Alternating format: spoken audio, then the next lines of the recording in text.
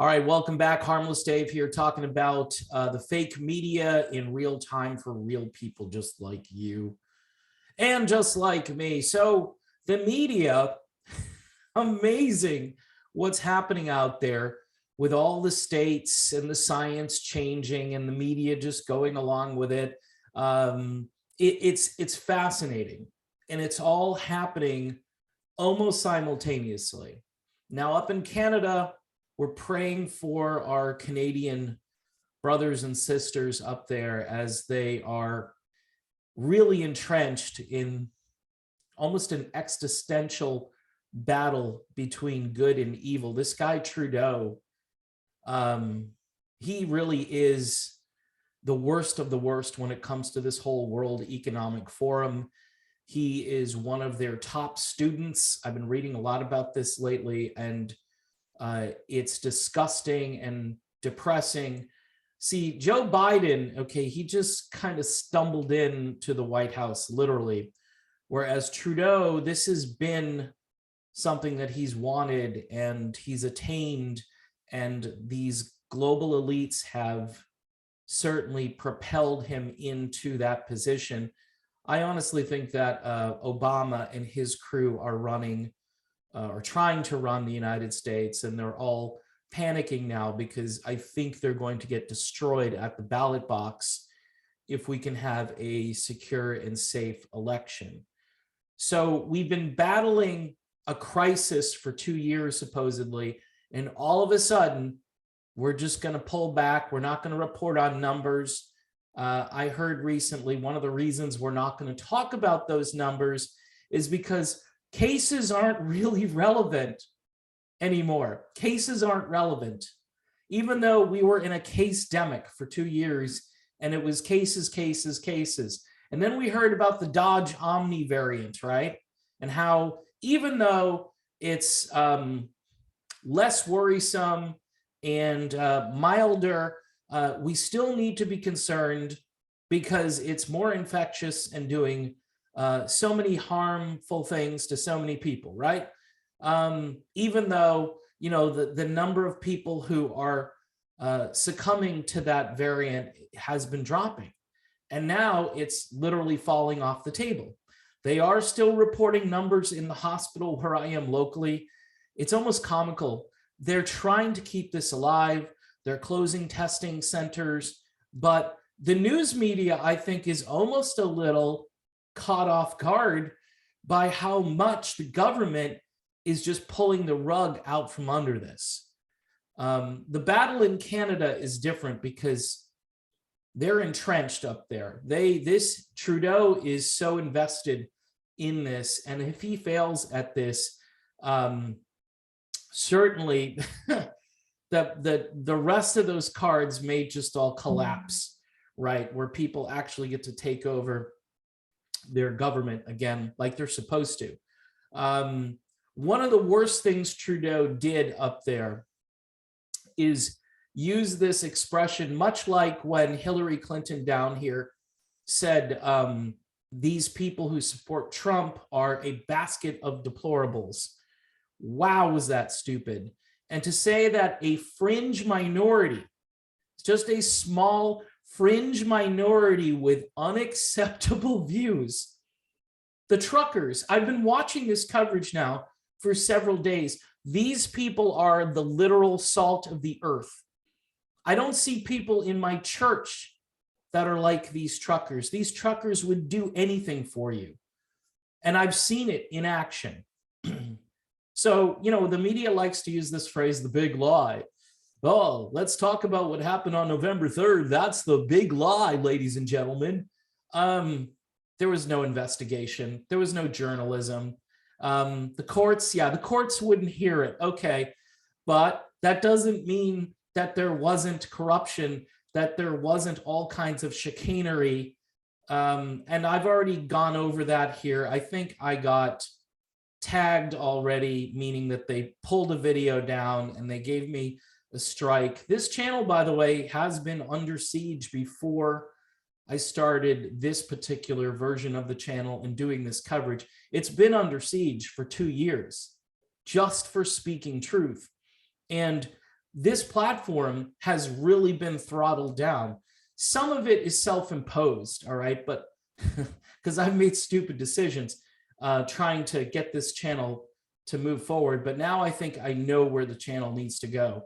And my examination of the media, the culture, what's happening, geopolitics, and this is crucial moving forward because the narrative is switching, all right? That's the whole point of this video, that they're dropping the medical tyranny narrative, although it's going to hang on in countries like Australia and Canada and other places. I think Austria is a real just lockdown country, and there's some others out there.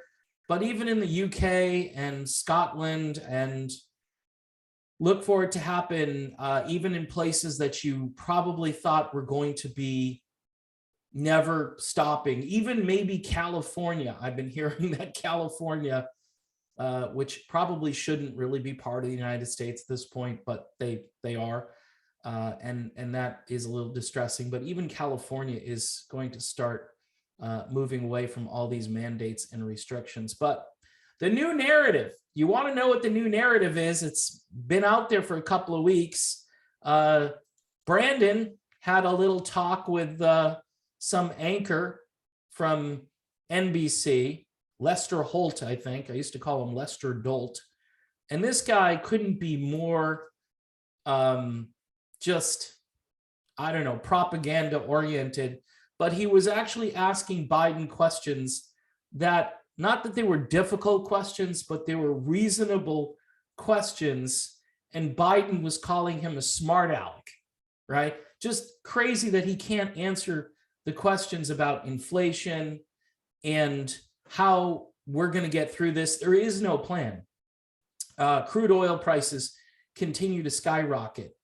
And now that there's saber rattling, and way more than saber rattling at this point with Russia, where again, we were looking for an endless war. Imagine, this is worse than an endless war, though. This isn't a hobby anymore. It's not like the United States going into Afghanistan and saying, hey, it's war this year in Afghanistan. Want to go?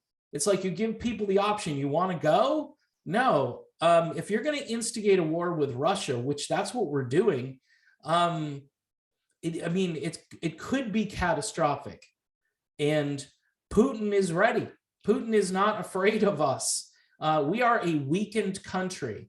But the bottom line is we shouldn't be involved in this at all. And, you know, my libertarian side really comes out here, and it says, what the hell are we doing? Why are we doing this? Well, it's very simple. If you're going to continue to collapse economies around the world, you have to continuously put stress on the citizens, right? You can't let off the gas pedal. With the medical tyranny we've been under for 2 years, you're starting to see, you know, restrictions are going to be lifted and people are going to start to think a little more clearly. And then we're going to hear about, oh no, here comes big bad Russia. And we've had this for 6 years since Trump ran for president, because, you know, he made the crucial error in the political world of neoconservatism, neoliberalism, to say this, that he wanted to get along with Vladimir Putin. And Miss Deplorable herself, well, she's not an actual deplorable, but she coined the phrase, said, oh, well, he likes Putin. And then you had the dossier, and then the Russia collusion nonsense, and it went on and on and on, and it was fodder for the news media. This would be a huge boon to the news industry for a decade, right? The propaganda news industry, not the actual reporting where somebody goes to Syria and asks the population, did Assad gas his own people? And they're like, no, that didn't happen. But yet, even the Trump administration put that out there as gospel truth. Tulsi Gabbard came along and said, no, I actually went on a fact-finding mission and that didn't happen. So, you know, that's why I love Tulsi, because she's just going to cut through the BS. There are very few people out there willing to do that. Now, I know she's a Democrat. I know I have a lot of Republicans and conservatives that are coming over to watch me. I'm independent, all right? I've stated I'm kind of a reluctant Republican because there really is nowhere else for me to go. I don't want to be part of a party that has no chance of winning anything. And I think the best thing you can do is infiltrate and try to change the direction of a flawed party, not a destroyed or corrupt party. Yeah, do I wish Tulsi wasn't a Democrat? Of course. First question I would ask her if I were to interview Tulsi Gabbard is, so when are you changing party affiliation?